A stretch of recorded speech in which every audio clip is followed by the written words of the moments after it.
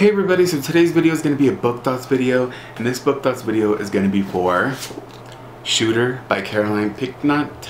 I don't know if I'm saying it right. And This Is Not the End by Chandler Baker.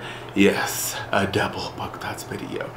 Yes, so the first one we're going to be talking about is Shooter, and I was sent this from Razorbill, an imprint of Penguin Canada, for review. And yeah, I really like this one. I gave this 4 stars on Goodreads. I got some notes right here that I'll be checking out. Past Richard did a good job taking some notes. They're really small, like bullet points.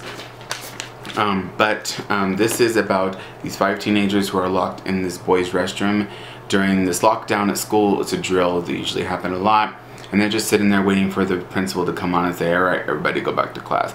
But that doesn't happen, because they get a text message from somebody saying, this is not a drill, there's an actual shooter in the building, and things get insane. This is really fast paced. As I said in my notes right here, the book takes place in 1 hour. 1 hour, and it goes by so quick. Things are going boom boom boom, and I really like that. You can I said on here you can tell the different POVs. I really like that, because in a lot of books sometimes you can tell who's talking, and sometimes you can tell, like, you can't tell, and you're just kind of like, wait, who was that? I really like that about this. Again, I said on here it was fast paced, and also too, one of these people in here, one of the teenagers inside the bathroom, knows more than anybody else about the shooter. So that was really cool. There's like a mystery going on.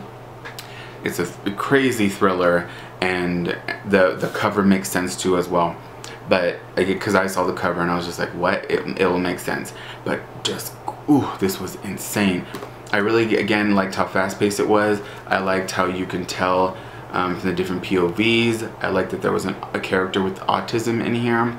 Thought that was really neat to read from, because I actually have never read a book that had a character with autism in here. And also, someone had told me, actually a couple people told me, that a lot of times characters with autism are handled really bad in books, because they end up just making them seem like regular people with just a tiny bit of like autism stuff happening. And in this, from what I've read and from what I told these people, this is a pretty accurate representation, because I don't know people with autism, of a person with autism, so I thought that was really cool. But yeah, so this was just amazing. This was just insane. And just let me show you guys too. There's a lot of stuff told in text messages right here. This is Isabel, and she's like this queen bee girl. And there's Hogan, who is this like bad kid in school. So it kind of has this little bit of a Breakfast Club type thing. And there's Xander,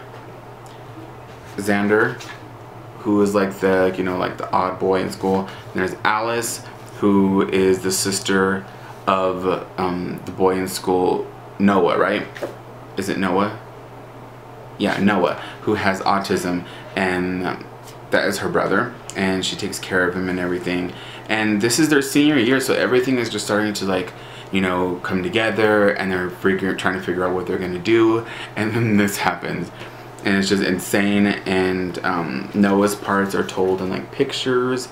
This is the character with autism, and like little itty bitty snippets. They're kind of like a little like haikus, and like told like in like lyrical type things.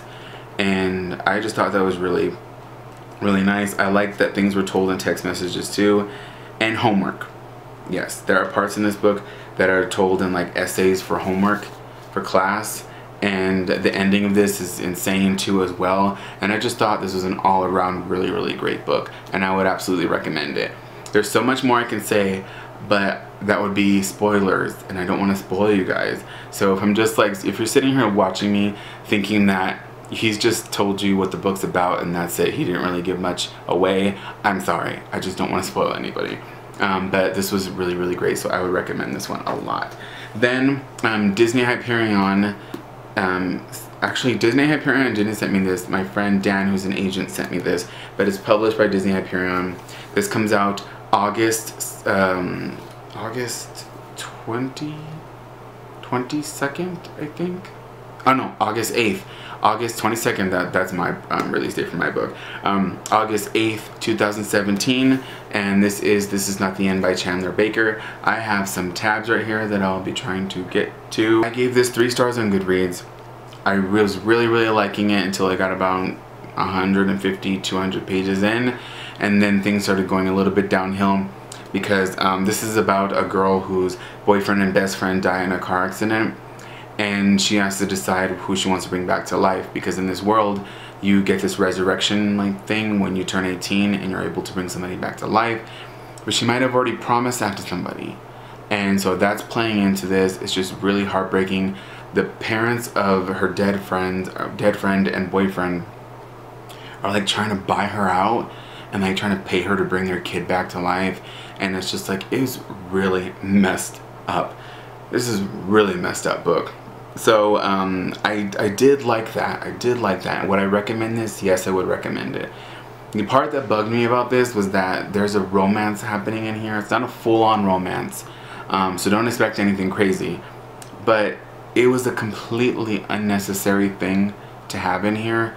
Like, this book would have been perfect. It would have been a 5-star book for me if it weren't for that little tiny bit of romance that was in here, because it's only been 2 days since her boyfriend died, and she's thinking she's gonna marry him, and they've been together for so long, and they were in love, and like everything was like going perfect, and it's only been 2 days since her boyfriend died, and she meets this new guy at this therapy session, and she starts like liking him, and I'm just like, that was my chair. That wasn't me. I did not fart. But I was just like, is this a Lifetime movie? Like, what are you doing? Like, what? Your boyfriend just died. He just died. And you're thinking this guy's cute, and you're having like tiny feelings for him.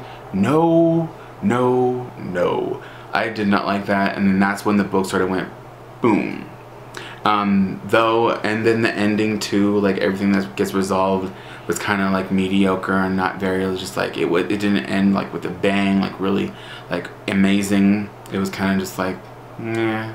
But this would be a really cool summer read, I will say that. It was thrilling in parts. It was like a thriller. There was a little bit of mystery going on because, you know, she's on this scavenger hunt too, trying to find things that her boyfriend left for her, because it's like a birthday present thing, and she's trying to figure that out, and she's trying to also figure out what was happening between her boyfriend and someone else, because there might have been something happening. And I was just like, oh, this is awesome. And then the romance came in, and I was just like, why? Yeah, so we have that, and then let's see if we can get to some of these tabs.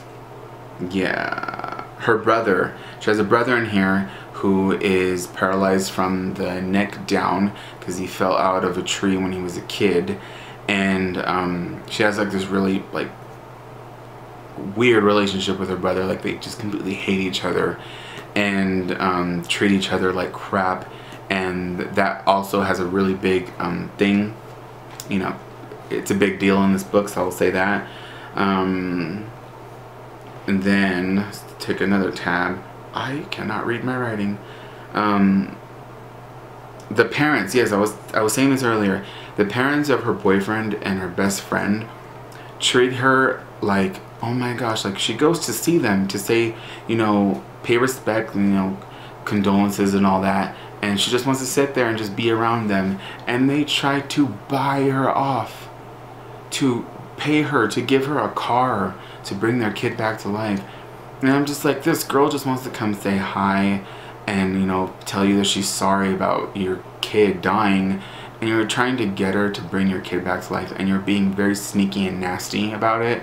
And it was just, ooh, like that made me so mad. Like, I really liked that though in the book, because of course human beings really act like that. So I really liked that. I thought that was really interesting.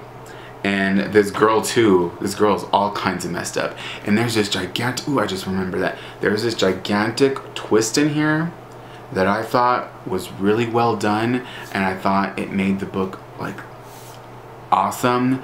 It's just that romance that was in here between her and this other guy really didn't do nothing for me, and I really didn't like that. But I gave this 3 stars. I actually think I gave it 3.5 if I'm not mistaken. but I still really liked it. I still would recommend it. It's just that type of, you guys know I don't like romance, so that's probably, maybe you'll like it, but it just bothers me a little bit, you know, because the boyfriend just died and she's trying to get with this guy. I'm just like, girl, what are you doing? What are you doing? But yeah, so that was it for this one, and yeah, go check out these books. This Is Not the End, again, comes out August 8th, 2017. Shooter is already out, so you can go get yourself a copy of that. And I will see you guys next time with another video. I really hope you guys enjoyed this video. Thank you again to the publishers and to Dan for sending these books to me. And yeah, so I will see you guys. Bye.